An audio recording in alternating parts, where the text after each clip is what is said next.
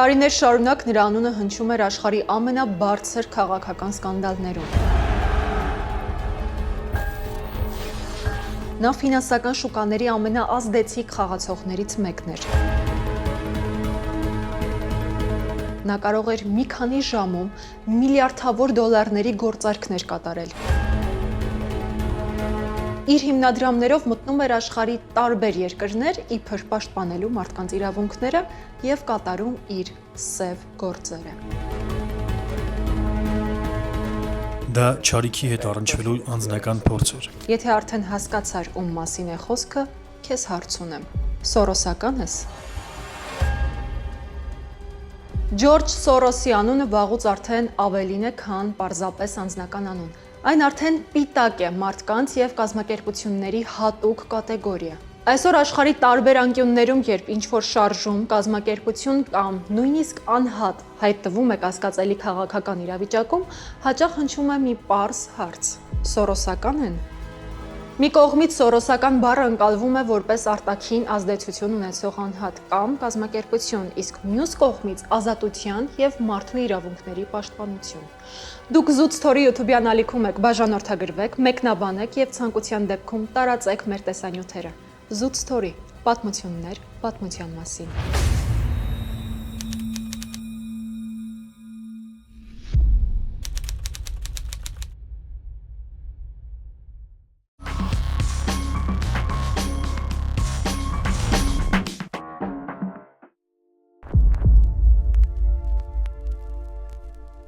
Ինչ տեղի ունեցավ 1992 թվականի սեպտեմբերի 16-ին եւ ինչու այդ օրը գլխի վայր շուռ տվեց ֆինանսական շուկան։ Այդ առավոտ Մեծ Բրիտանիան արթնացավ նոր իրականությունում։ Դեռ մեկ օր առաջ ֆունտ ստերլինգը համարվում էր աշխարհի ամենահուսալի արժույթներից մեկը։ Հետպատերազմական ժամանակաշրջաններից ի վեր այն կայունության եւ վստահության խորհրդանիշ էր բրիտանացիների համար եւ հանկարծ մեկ օրում այդ խորհրդանիշը փլուզվում է։ Այսօր չափազանց դժվար եւ անհանգիստ օր է։ Զանգվածային սպեկուլատիվ հոսքերը շարունակել են խաթարել փոխարժեքի մեխանիզմի գործունեությունը։ Շուկաները խուճապի մեջ էին։ Թրեյդերները հետևում էին էկրանների թվերին, մարդիկ ժամերին եւ այդ ժամերի ընթացքում կորցնում էին իրենց կարողությունները։ Անգլիայի բանկը փորձում էր կանգնեցնել անկումը, սակայն ճնշումը չափազանց մեծ էր։ Երեկոյան արդեն պարզ էր, համակարգը հնարավոր չէ փրկել։ Մեծ Բրիտանիան ստիպված դուրս եկավ եվրոպական փոխարժեքային մեխանիզմից։ Դա մի համակարգ է, որտեղ երկրները պայմանավորվում են իրենց արժույթները մոտավորապես նույն մակարդակի վրա պահել միմյանց նկատմամբ։ Նպատակը կտրուկ թռիչքներից խուսափելն է, եւ այս որոշումը կայացվում է այն հիման վրա, որ ֆունտը այլևս նույնը չէր։ Եվ այստեղ առաջանում է գլխավոր հարցը. ով խաղաց բրիտանական արժույթի դեմ եւ ինչու այդ հարձակումը հաջողվեց։ Մինչ օրս պատասխանը անհարմարություն է պատճառում բրիտանացիներին։ Պարզապես ֆունտը գերագնահատված էր։ Երկրի տնտեսությունը չէր համապատասխանում այն փոխարժեքին, որը փորձում էր պահպանել պետությունը տարիներ շարունակ։ Ճնշումը կուտակվում էր եւ վաղ թե ուշ համակարգը պետք է ճաք տար։ Բայց հենց այդ պահին հայտնվեցին նրանք, ովքեր կարողացան տեսնել այդ ճաքը եւ այն վերածել նոր հնարավորության։ Խոշոր խաղացողները սկսեցին ֆունտի անկումը օգտագործել ի օգուտ իրենց։ Նրանք մեծ ծավալներով վաճառում էին արժույթը ավելի մեծացնելով շուկայի վրա գոյացած ճնշումը։ Եվ նրանց թվում կար մի մարդ, որի անունը հետագայում կդառնա այս պատմության խորհրդանիշը։ Ջորջ Շվարց, կամ ինչպես մենք նրան գիտենք, Ջորջ Սորոս։ Հենց այս օրվանից նա կստանա անգլիական բանկը փլուզող մարդ պիտակը։ Հենց այս ժամանակ նա կվաստակի այն գումարը, որը նրան կդարձնի Wall Street-ի լեգենդ։ Բայց կարևորը հասկանալ մի բան. նա այս ճգնաժամը 0-ից չի ստեղծել։ Նա այն պարզապես տեսել է մյուսներից շուտ եւ օգտվել է դրանից։ Սև չորեքշաբթին ցույց տվեց, որ նույնիսկ ուժեղ տնտեսությունը կարող է խոցելի լինել, իսկ նրանք, ովքեր կարողանում են աքիլեսյան գարշապարը տեսնել ավելի շուտ, կարող են ոչ միայն կանխատեսել ճգնաժամը, այլ միլիարդներ վաստակել դրա վրա։ Անգլիան, որ այս համաշխարհային առևտրային համակարգի հիմնական շահառուն էր, գիտեք, Լոնդոն քաղաքը, եւ նրանք լիովին պատրաստ էին 1 կամ 2 հրետանավ ուղարկել հեռավոր վայրեր, բնիկներին ճնշելու, նրանց տեղում պահելու համար։ Ինչու է Ջորջ Սորոսի անունը այսքան հակասություններ առաջացնում եւ ինչու են նրան ճանաչում նրանք, ովքեր հեռու են ֆինանսներից։ Առաջին հայացքից ամեն ինչ պարզ է։ Նա այս պատմության ամենահաջողակ դեմքն է։ Մարդ, ով միլիարդներ է վաստակել ֆինանսական շուկաներում եւ դարձել է Wall Street-ի լեգենդ։ Բայց սա բավարար բացահայտություն չէ։ Սորոսի անունը պարբերաբար հայտնվում է քաղաքականության մեջ, նորություններում, լուրջ մեղադրանքներում եւ տարբեր վարկածներում։ Նրան կապում են տարբեր երկրների արժութային ճգնաժամերի հետ, ներկայացնում որպես մարդ, որը կարող է ազդել ոչ միայն շուկաների, այլև ամբողջ պետությունների վրա, ինչպես նաև տնտեսության վիճակի վրա։ Որոշ երկրներում նրան համարում են ներդրումների հանճար, մյուսներում վտանգավոր խաղացող, որը անկայունությունից իր համար կայունություն է ստեղծում։ Նրա հիմնադրամները աջակցում են մի շարք կրթական, սոցիալական ծրագրերի ամբողջ աշխարհում, բայց միևնույն ժամանակ մի շարք երկրներում այդ կազմակերպությունները համարվում են անցանկալի կամ աջակցում են լուրջ հակասություններ։ Որտեղից այս հակասական վերաբերմունքը։ Բանն այն է, որ Սորոսը բոլորից լավ է տեսնում խոցելի տեղերը։ Նրա գլխավոր սկզբունքը գտնելն է այն պահը, երբ իրականությունն ու դրա մասին պատկերացումները չեն համընկնում, երբ շուկան հավատում է մեկ բանի, իսկ փաստերը խոսում են այլ բանի մասին, եւ հենց այդ պահին նա գործում է։ Եվ հենց դրա պատճառով էլ նրա շուրջ այսքան հարցեր են առաջանում։ Նա կանխատեսում է ճգնաժամերը, թե ինքն է դրանք ուժեղացնում։ Նա պարզապես ներդրող է, թե խաղացող, որը կարողանում է ազդել ամբողջ համակարգի վրա։ Երկար մի մտածիր, պատասխան չկա, ու չի էլ կարող լինել։ Բայց մի բան հստակ է, Սորոսը պարզապես մեծ գումարներ ունեցող մարդ չէ, նա այնպիսի կերպար է, որի միջոցով կարելի է տեսնել, թե իրականում ինչպես են աշխատում ֆինանսական շուկաները, իշխանություններն ու զանգվածային սպասումները։ Եվ որպեսզի հասկանանք, թե որտեղից է գալիս այսպիսի մտածողությունը, պետք է իհարկե վերադառնանք այս պատմության սկիզբ, մանկություն։ Ինչպիսի մանկություն է ունենում այն մարդը, ով հետո հեշտորեն մանիպուլացնում եւ շահում է աշխարհի ճգնաժամերում։ Ջորջ Սորոսը ծնվել է 1930 թվականին Բուդապեշտում, բավական ապահովված ընտանիքում։ Նրա հայրը փաստաբան էր, զբաղվում էր բիզնեսով եւ ներդրումներով։ Մանկուց Սորոսը մեծանում էր միջավայրում, որտեղ փողը, գործարքները եւ ռացիոնալ մտածողությունը բնական էին, բայց այս կայունությունը պատրանք էր։ Երբ Եվրոպայում ուժեղանում են հակասեմական տրամադրությունները, կյանքը աստիճանաբար սկսում է փոխվել։ Հրեաների իրավունքները սահմանափակվում են, հնարավորությունները նվազում են, իսկ լարվածությունը աճում է։ Այո, ճիշտ հասկացաք։ Ջորջ Սորոսը իհարկե հրեա էր։ Իսկ իրական շրջադարձը տեղի է ունենում 1944 թվականին, երբ նացիստական Գերմանիան օկուպացնում է Հունգարիան։ Այդ պահին Սորոսի ընտանիքի համար հարցը այլևս հարմարավետությունը չէր, այլ գոյատևումը։ Նրա հայրը ընդունում է վճռորոշ որոշում, ձեռք է բերում կեղծ փաստաթղթեր եւ փոխում ընտանիքի ազգանունը։ Այդպես Ջորջ Շվարցը դառնում է Ջորջ Սորոս։ Սա պարզապես ձևականություն չէ, սա նոր ինքնություն է եւ գոյատևելու միջոց։ Ընտանիքը մշտապես թաքնվում է, տեղափոխվում է մի վայրից մյուսը, ապրում է ուրիշների անուններով, ամեն մի սխալ կարող է ճակատագրական լինել։ Սա փորձ է, որը հնարավոր չէ ստանալ խաղաղ պայմաններում, բայց հենց դա էլ ձևավորում է ամենակարևոր հատկանիշը։ Սորոսը դեռ վաղ տարիքից սովորում է ապրել մի աշխարհում, որտեղ կայունություն չկա, որտեղ կանոնները կարող են փոխվել։ Ցանկացած պահի, որտեղ հաղթում է նա, ով ավելի արագ է հարմարվում։ Նրանց հաջողվում է ողջ մնալ, բայց դրանից հետո կյանքը հանգիստ չի դառնում։ Երկիրը քայքայված է, տնտեսությունը թուլացած, ապագան անորոշ։ Եվ այդ ժամանակ ճակատագրական կարևոր որոշում է կատարվում։ 17 տարեկանում Սորոսը հեռանում է Հունգարիայից եւ տեղափոխվում Լոնդոն, գրեթե առանց գումարի եւ առանց երաշխիքների։ Նա ընդունվում է Լոնդոնի տնտեսագիտության դպրոց, համատեղում է ուսումը ծանր աշխատանքի հետ եւ ամեն ինչ սկսում զերոյից։ Եվ հենց այստեղ տեղի է ունենում կարևոր հանդիպում։ Սորոսը ծանոթանում է փիլիսոփա Կարլ Կոպերի հետ։ Նրա գաղափարները այն մասին, որ աշխարհը լիովին կանխատեսելի չէ, իսկ գիտելիքը միշտ սահմանափակ է, մեծ ազդեցություն են ունենում Սորոսի մտածողության վրա։ Ավելի ուշ սա կդառնա նրա շուկայական մտածողության հիմքը, բայց այդ պահին դա պարզապես նրա անձի ձևավորման հերթական փուլն էր։ Սորոսը սկսում է կառուցել իր սեփական պատկերացում աշխարհի մասին։ Սորոսը ձևավորվեց ոչ թե կայունության, այլ ճգնաժամի մեջ, եւ հենց այդ փորձը նրան սովորեցրեց, որ հաղթում է ավելի շուտ գլխի ընկնողը։ Գուցե դու մանկության տարիներին կապը չես նկատել, բայց դա բացարձակապես որևէ խնդիր չի ստեղծել։ Մեղավորություն չես զգում։ Ոչ։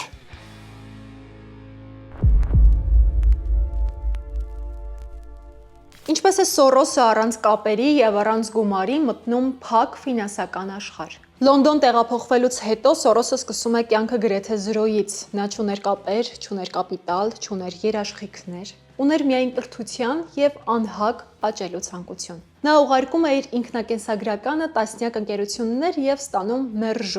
մերժման հետևից։ Ֆինանսական աշխարհը փակ համակարգ էր, որտեղ ամեն ինչ որոշում էին կապերն ու ծագումը։ Դիպլոմը բավարար չէր։ Գոյատևելու համար նա ընդունում է ցանկացած աշխատանք, աշխատում է բեռնակիր, մատուցող, նույնիսկ վաճառող, եւ սա մի շրջան է, որտեղ արագ արդյունքներ չկան եւ առաջընթացը գրեթե չի զգացվում, որովհետեւ այն պարզապես չկա։ Բայց հենց այստեղ է ձևավորվում ամենակարևորը՝ համառությունը։ 1 տարի անց նրան հաջողվում է ստանալ առաջին աշխատանքը փոքր բրոկերային ընկերությունում։ Պաշտոնը ամենացածրն էր, նա որոշում չի ընդունում եւ ֆինանսները չի կառավարում։ Նա պարզապես դիտում է։ Եվ դա դառնում է նրա առավելությունը։ Սորոսը ուշադիր հետևում է, թե ինչպես են աշխատում թրեյդերներն ու վերլուծաբանները, ինչ որոշում են նրանք ընդունում, ինչպես են արձագանքում շուկային, որտեղ են սխալվում, եւ նա սկսում է շուկան տեսնել ոչ թե որպես թվերի հավաքածու, այլ որպես մարդկանց վարքագծի համակարգ։ Սա փոխում է ամեն ինչ։ Մի քանի տարի անց նա ստանում է հնարավորություն տեղափոխվելու Նյու Յորք, ավելի կոնկրետ համաշխարհային ֆինանսական համակարգի կենտրոն՝ Wall Street։ Այստեղ նա կրկին սկսում է ներքևից, բայց արդեն գտնվում է աշխարհի ամենակարևոր շուկայի ներսում։ Աստիճանաբար նա աճում է, փորձ է կուտակում, կապեր է ստեղծում, սկսում է վաստակել առաջին լուրջ գումարները։ Եվ 1960-ականների վերջում անում է կարևոր քայլ, ստեղծում է իր սեփական հիմնադրամը։ Տասնամյակում Սորոսը անցնում է ճանապարհ առանց գումարի, էմիգրանտից մինչև մարդ, որը միլիոններ է կառավարում։ Բայց առավել կարևորն այլ է, Սորոսը պարզապես չի մտնում համակարգի մեջ, նա սկսում է այն հասկանալ։ Այս պատմությունը եւս մեկ բան է ցույց տալիս ֆինանսական աշխարհում, որտեղ իրական առավելությունը գալիս է ոչ թե սկզբնական պայմաններից, այլ մտածողությունից եւ համակարգը հասկանալու կարողությունից։ Շատերը մնում են մակերեսում, հետևելով թվերին ու կարճաժամկետ հնարավորություններին, իսկ քչերն են կարողանում տեսնել ավելի խորը։ Ինչպես է շարժվում ամբողջ մեխանիզմը, որտեղ են ձևավորվում ռիսկերը եւ որտեղ է ծնվում աճը։ Իրական կյանքում էլ հաջողությունը կախված է հենց այս մոտեցումից, ոչ թե արագ հաղթանակներից, այլ երկարաժամկետ պատկերից եւ ճիշտ կառուցված ռազմավարությունից։ Wilco Wealth Management-ը առաջարկում է ներդրումային եւ ակտիվների կառավարման լուծումներ նրանց համար, ովքեր ցանկանում են կառուցել կայուն, մտածված եւ վերահսկելի ֆինանսական ռազմավարություն։ Մանրամասների համար անցեք հղումով կամ սկանավորեք QR կոդը։ Ինչ աշխարհում սկսեց աշխատել Սորոսը եւ որտեղ էին մեծ գումարները։ Երկրորդ համաշխարհային պատերազմից հետո համաշխարհային տնտեսությունը հավասարաչափ զարգացած չէր։ ԱՄՆ-ում տեղի էր ունենում արագ աճ, տնտեսությունը ուժեղանում էր, արտադրությունը մեծանում էր, ապրանքները ակտիվորեն արտահանվում էին։ Ամերիկան դառնում էր համաշխարհային ֆինանսական համակարգի կենտրոն։ Փողը կենտրոնացված էր հենց այստեղ, եւ Եվրոպան եւ Ասիան գտնվում էին բոլորովին այլ վիճակում։ Շատ երկրներ ավերված էին, տնտեսությունները թուլացած էին, շուկաները նոր էին սկսում վերականգնվել, չկային բավարար կապիտալ, ռեսուրսներ եւ վստահություն։ Աշխարհը դառնում էր անհամաչափ։ Եվ հենց այս անհամաչափության մեջ էին առաջանում հնարավորությունները։ Տարբեր շուկաներ զարգանում էին տարբեր արագությամբ։ Որոշ տեղերում ակտիվները գերակշռված էին, մյուսներում թերագնահատված։ Սորոսը տեսնում է, որ շուկան միասնական համակարգ չէ, այն տարբեր իրականությունների համադրություն է։ Ամերիկյան շուկան ապրում է մի տրամաբանությամբ, եվրոպականը մի ուրիշ։ Եվ եթե դրանց միջև կա տարբերություն, նշանակում է այդ տարբերության վրա կարելի է շահել։ Սա դառնում է նրան հետագա ռազմավարությունների հիմքը։ Սորոսը սկսեց իր ճանապարհը մի համակարգում, որտեղ շուկաների տարբերությունները դառնում էին շահույթի աղբյուր եւ սովորեց այդ տարբերությունները տեսնել։ Նրանք սխալ էին կառավարում իրենց տնտեսությունն ու արժույթը։ Ֆրանսիայի ֆինանսների նախարարը խոսում էր սպեկուլյանտներին լամպասյոներից կախելու մասին։ Բայց ի վերջո ինչպես Սորոսը սկսեց իր առաջին լուրջ գումարները վաստակել։ Նյու Յորքում նա սկսում է զբաղվել արբիտրաժով։ Սա պարզ գաղափար է։ Նույն ակտիվը տարբեր շուկաներում կարող է ունենալ տարբեր գին։ Օրինակ նույն ընկերության բաժնետոմսը Լոնդոնում արժի 1 գին, իսկ Փարիզում 1 ուրիշ։ Եթե դու կարողանում ես տեսնել այդ տարբերությունը, կարող ես գնել այնտեղ, որտեղ ավելի էժան է, եւ վաճառել այնտեղ, որտեղ ավելի թանկ է։ Թվում է, թե ամեն ինչ շատ պարզ է, բայց իրականում սա պահանջում է արագություն, ճշգրտություն եւ մշտական ուշադրություն։ Սորոսը սովորում է նկատել շուկայի անհամապատասխանությունները, սովորում է արագ արձագանքել, սովորում է հաշվարկել ռիսկը։ Բայց ամենակարևորը նա սկսում է տեսնել, որ շուկան միշտ չէ, որ տրամաբանական է։ Գները միշտ չէ, որ ճիշտ են եւ դա էլ դառնում է նրա առավելությունը։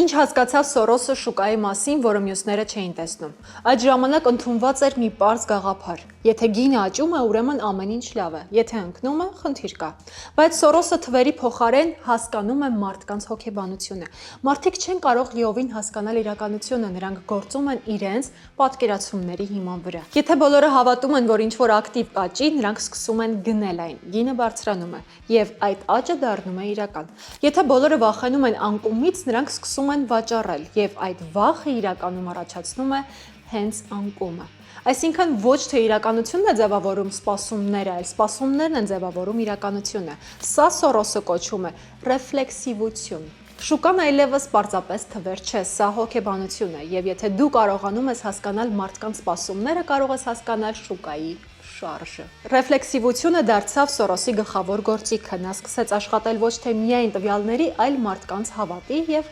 վախերի հետ։ Բնական երևույթ է անկատար ըմբռնումը, որը մարդկային բնության անբաժանելի եւ անխուսափելի մասն է։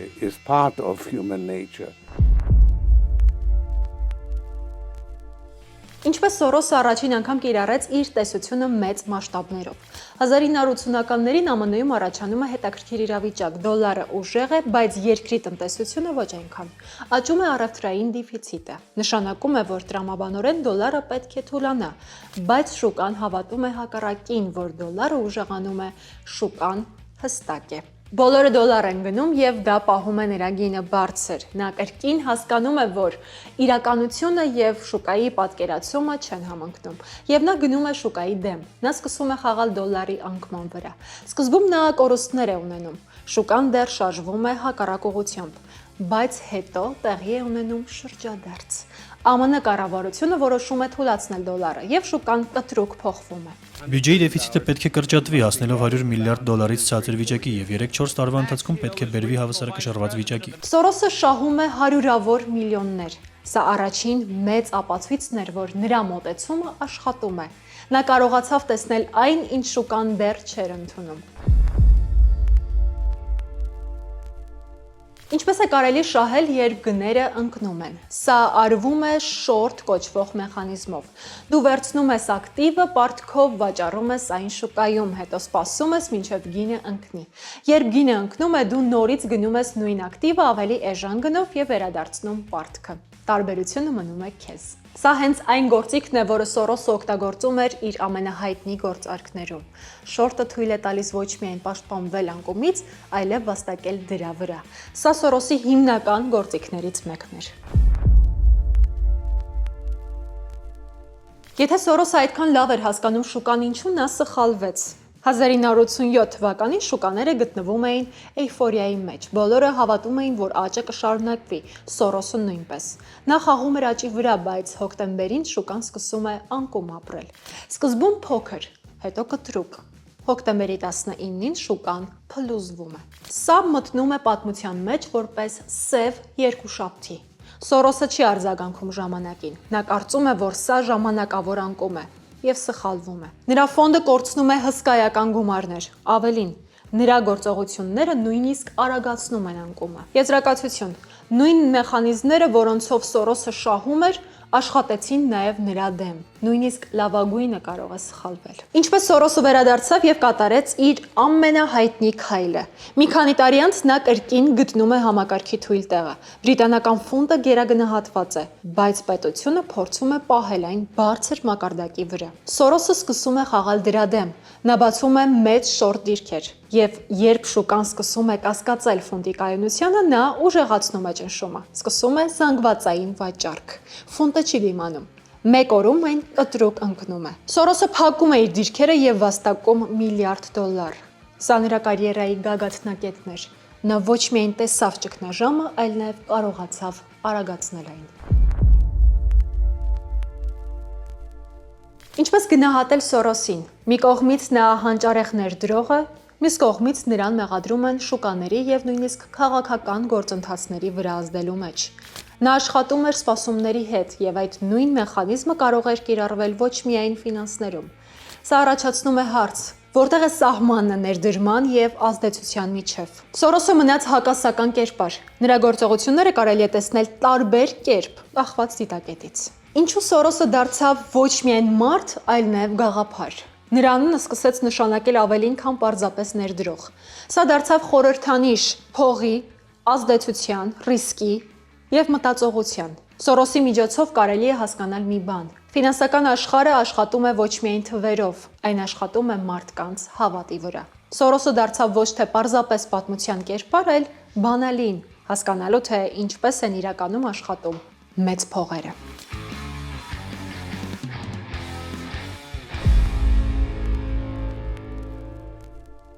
Սորոսը պարզապես մարդ էր, որը տեսավ համակարգի թույլ տեղերը, թե նա մեկն էր, ով սովորեց այդ թույլ տեղերը ստեղծել։ Նա խաղում էր շուկաների վրա, բայց շուկաները միայն թվեր չեն։ Դրանք սպասումներ են, վախ, հավատ։ Իսկ եթե հնարավոր է ազդել սպասումների վրա, հնարավոր է ազդել իրականության վրա։ Այդ դեպքում որտեղ է սահմանը ներդրողի եւ այն մարդու միջև, ով փոխում է խաղի կանոնները։ Եվ ամենաանհարմար հարցը. եթե այս մեխանիզմները իսկապես աշխատում են, եթե մարդկանց տրամադրությունները կարելի է ուղղորդել, եթե միլիոնավոր մարդկանց որոշումները կարող են միավորվել ինչ-որ մեկի ձեռնտու արդյունքի, դուք համոզված եք, որ դա տեղի է ունենում միայն բորսայում, թե գուցե նաև այլ ոլորտներում։